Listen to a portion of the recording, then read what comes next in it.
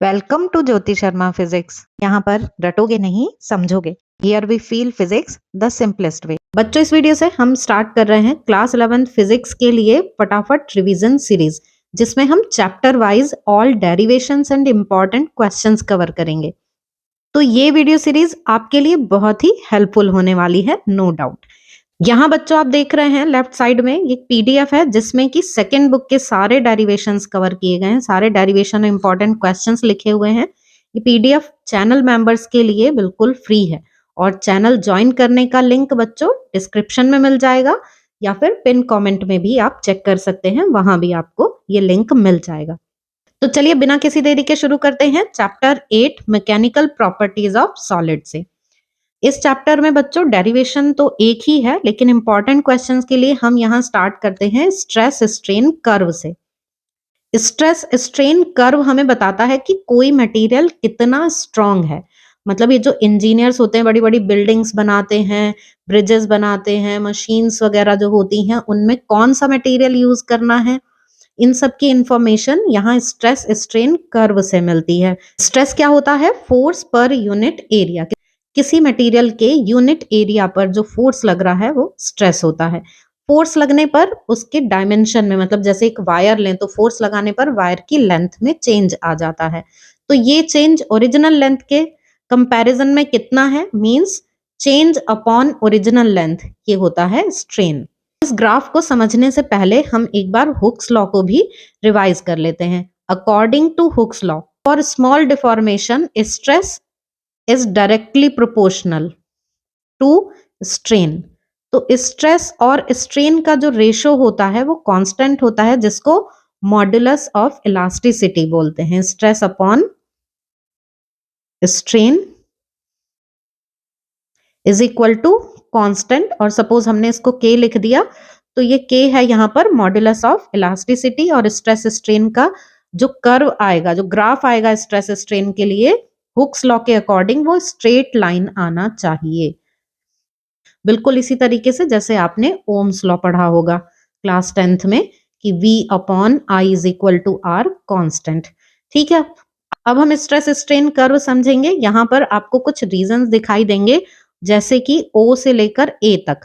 तो हमें एक OA रीजन दिख रहा है, फिर AB, एक वायर है, सपोज एक वायर है, किसी सीलिंग से उसको ऐसे हैंग किया हुआ है, और अब उस पर यहाँ नीचे कुछ वेट लगाए जा रहे हैं।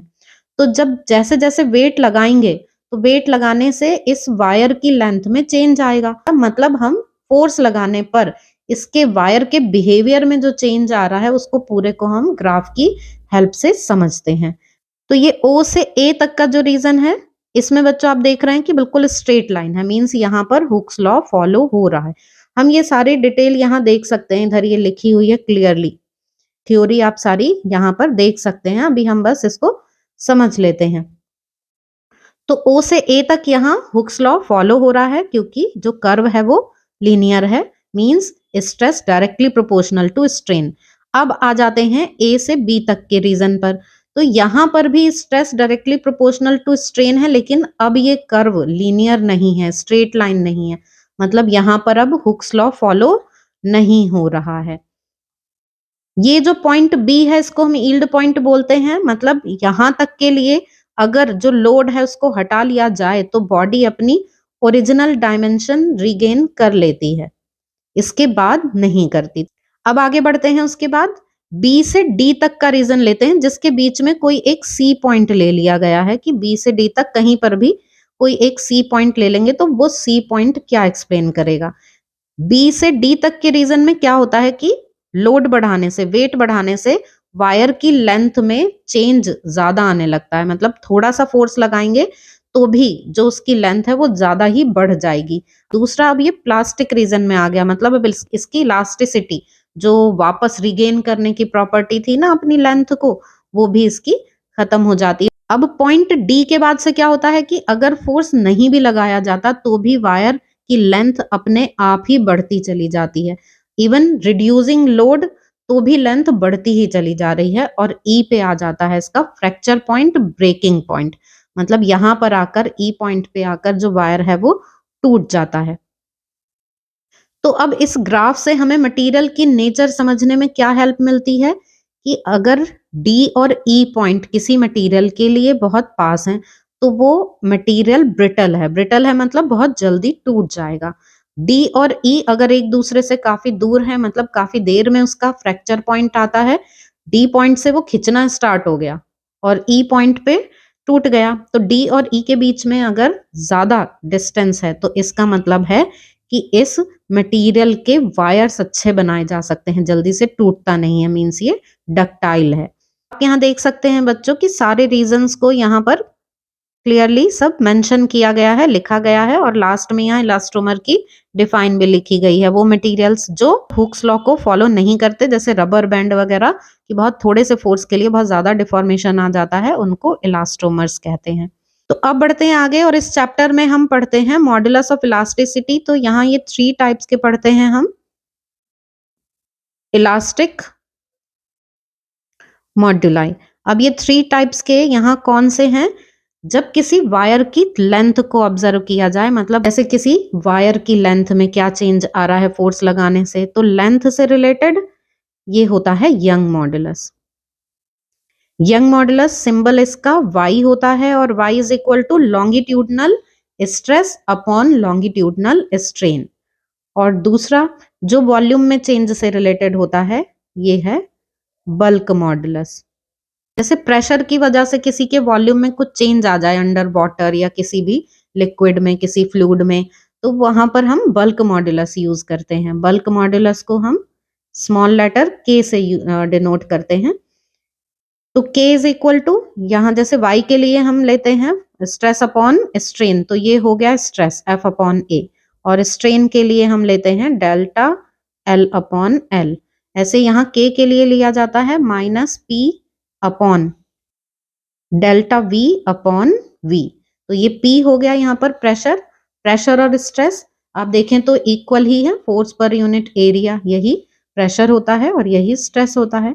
तो ये K के लिए फॉर्मूला हो गया बल्क मॉडुलस। थर्ड हम यहाँ पर लेते हैं modulus of rigidity, share modulus बोलते हैं जिसको, लेकिन यहाँ पर शेप चेंज होती है। ये शेप चेंज होने से रिलेट कर रहा है, जैसे किसी स्प्रिंग को स्ट्रेच किया जाए तो ये F अपॉन A और यहाँ पर हम एंगल थीटा ले लेते हैं या इसको X अपॉन L भी लिख देते हैं, F अपॉन A थीटा। आप यहाँ पर एक बार डायग्राम की हेल्प से देख लीजिए। तो ये सारे फॉर्मूले लिखे हुए हैं इसके। ये है शेयर मॉडुलस, जो अभी हमने देखा कि थीटा एंगल चेंज हो रहा है, यहाँ पे आप देख सकते हैं ये F upon A delta X upon L। For example जैसे दीवार में कोई क्लैंप लगा दी, जैसे एसी की यूनिट वगैरह रखते हैं, तो उससे अगर वो थोड़ा भी नीचे की तरफ झुक गया, दीवार में तो फिक्स है वो, लेकिन दूसरा एंड हल्का सा भी अगर झुक गया तो वहां पर शेयर मॉडुलस यूज किया जाएगा क्योंकि शेप में चेंज आ गया है। तो अगर वो थीटा एंगल झुकता है तो G is equal to F upon A theta ये लिया जाएगा। बाकी यहाँ पर बच्चों ये स्टार पॉइंट लिखे हुए हैं, बहुत इंपॉर्टेंट हैं ये। जैसे आप देख सकते हैं कि shear modulus is less than Young modulus, generally G is equal to Y upon 3। Bulk modulus हमने समझ ही लिया, इसमें नेगेटिव साइन आता है। ये जो नेगेटिव साइन है ये बताता है कि अंडर प्रेशर जो वॉल्यूम है वो डिक्रीज होगा। तो बच्चों ये हमने यहाँ मॉडुलस भी पढ़ लिए, अब इसका हम देखेंगे डेरिवेशन। तो हम किसी स्ट्रेच्ड वायर के लिए इलास्टिक पोटेंशियल एनर्जी देखते हैं कि किसी खिंचे हुए तार में कितनी पोटेंशियल एनर्जी स्टोर होती है। तो सपोज एक ये वायर है जो एक एंड पर फिक्स है। अब इस वायर के दूसरे एंड पर फोर्स लगाया जा रहा है और इस फोर्स की वजह से इस वायर की लेंथ कुछ बढ़ जाती है। जैसे यहां तक थी लेंथ ओरिजिनली, इसकी ये लेंथ थी, तो अब इसकी ये लेंथ सपोज इतनी फोर्स की वजह से बढ़ गई। सपोज इसकी इनिशियल लेंथ ये L है और जो लेंथ इंक्रीज हो गई है उसको हम लिख लेते हैं कि डेल्टा L है, इतनी लेंथ इसकी बढ़ गई है। तो हम ऐसा करेंगे, पहले देखते हैं कि वायर को स्ट्रेच करने में वर्क कितना करना पड़ा। तो ये जो वर्क है यही इलास्टिक पोटेंशियल एनर्जी के इक्वल होगा, मतलब ये वर्क डन ही पोटेंशियल एनर्जी की फॉर्म में स्टोर होगा। तो अब हम वर्क डन फाइंड करते हैं इसके लिए। तो work done in stretching the wire, अब वर्क का फॉर्मूला क्या होता है, फोर्स इनटू डिस्प्लेसमेंट। तो यहाँ पर हम एवरेज फोर्स ले रहे हैं। इसको बच्चों हम इंटीग्रेशन के मेथड से भी कर सकते हैं और दूसरा एवरेज मेथड से भी। तो हम यहाँ पर इसको एवरेज लेकर तब कर रहे हैं। तो फोर्स इनटू डिस्प्लेसमेंट, अब डिस्प्लेसमेंट कितना हुआ है देख सकते हैं हम इसमें, डेल्टा एल, जो इसकी लेंथ इंक्रीज हो गई है एफ फोर्स की वजह से। एफ एवरेज की वैल्यू, इनिशियल फोर्स 0 और उसके बाद लगाई गई एफ फोर्स। ये आप देख रहे हैं कि पहले कोई फोर्स नहीं थी, एफ फोर्स लगाई है, तो एफ एवरेज कितना आ गया 0 प्लस एफ अपॉन 2 और यहाँ पर ये डेल्टा एल आ गया। तो W इज इक्वल टू आ गया एफ, यहाँ पे 1 अपॉन 2 कर देते हैं, एफ इंटू डेल्टा एल। अब हम क्या करते हैं बच्चों, इसमें ए एल से ही हम मल्टीप्लाई कर देते हैं और ए एल से ही डिवाइड कर देते हैं। ऐसा किस लिए कर रहे हैं कि यहाँ पर हम स्ट्रेस स्ट्रेन के टर्म में इसको लिख सके। ए एल क्या हो गया, ये एरिया इनटू लेंथ, तो ये यहाँ पर एक्चुअल में है क्या, ये वॉल्यूम है। तो हमने ए एल से मल्टीप्लाई और ए एल से डिवाइड कर दिया। अब क्या करेंगे हम कि 1 अपॉन 2 और ये एफ अपॉन ए, ये वाला जो ए है हमने इस एफ के नीचे लिख लिया, इनटू डेल्टा एल अपॉन, और इस एल को हमने यहाँ पर लिख लिया। अब ये ऊपर वाला ए एल बच गया, उसको हमने यहाँ पर लिख दिया। तो W is equal to 1/2 F upon A क्या होता है, स्ट्रेस, तो ये हमने स्ट्रेस लिख लिया। डेल्टा एल अपॉन एल क्या होता है, ये स्ट्रेन है, तो इसको हमने स्ट्रेन लिख दिया और यहां पर हो गया ये वॉल्यूम, तो ये W आ गया। अब ये जो वर्क डन है बच्चों, यही इक्वल होता है इलास्टिक पोटेंशियल एनर्जी के। तो हम इलास्टिक पोटेंशियल एनर्जी को लिख लेंगे, elastic potential energy U is equal to W is equal to 1/2 stress into strain into volume, Q is equal to, तो ये एक फॉर्मूला हमारे पास आ गया है इलास्टिक पोटेंशियल एनर्जी के लिए। इसमें ही हम ऐसा करते हैं कि स्ट्रेन से मल्टीप्लाई और स्ट्रेन से ही डिवाइड कर देते हैं। तो 1/2 स्ट्रेस, ये है स्ट्रेन जिससे हमने डिवाइड कर दिया, और यहाँ स्ट्रेन से मल्टीप्लाई किया तो ऑलरेडी ये स्ट्रेन है, तो मल्टीप्लाई करेंगे तो इसका स्क्वायर हो जाएगा, इनटू यहाँ पर ये वॉल्यूम। अब ये जो U का फॉर्मूला है इसको हम ऐसे लिख सकते हैं 1/2 स्ट्रेस अपॉन स्ट्रेन क्या होता है Y, तो यहाँ इसकी जगह हमने यंग मॉडुलस Y रख दिया और यहाँ पर आ गया ये स्ट्रेन का स्क्वायर इनटू वॉल्यूम। तो एक हम ये फॉर्मूला इस तरह से लिख सकते हैं। यहाँ पे हम निकाल लेते हैं energy density. Energy density small letter U से लिखते हैं। तो ये जो एनर्जी डेंसिटी है ये क्या है, एनर्जी पर यूनिट वॉल्यूम, मतलब जो ऊपर एनर्जी है अगर हम उसको वॉल्यूम से डिवाइड कर दे तो एनर्जी डेंसिटी आ जाएगी, और जब हम वॉल्यूम से डिवाइड करेंगे तो ये वॉल्यूम कैंसिल हो गया, या कहो ये वॉल्यूम हम इस साइड ले आए, तो यहाँ बचेगा 1/2 Y इंटू स्ट्रेन का स्क्वायर, और यही इक्वल है 1/2 स्ट्रेस इनटू स्ट्रेन के। ये हमारे पास, तो ये आ गया एनर्जी डेंसिटी के लिए फॉर्मूला।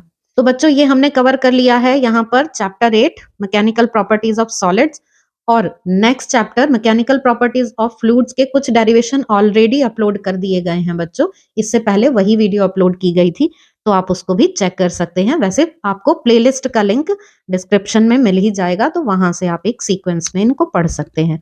बाकी इनसे रिलेटेड आपके कोई भी डाउट्स हो तो आप कमेंट सेक्शन में पूछ सकते हैं।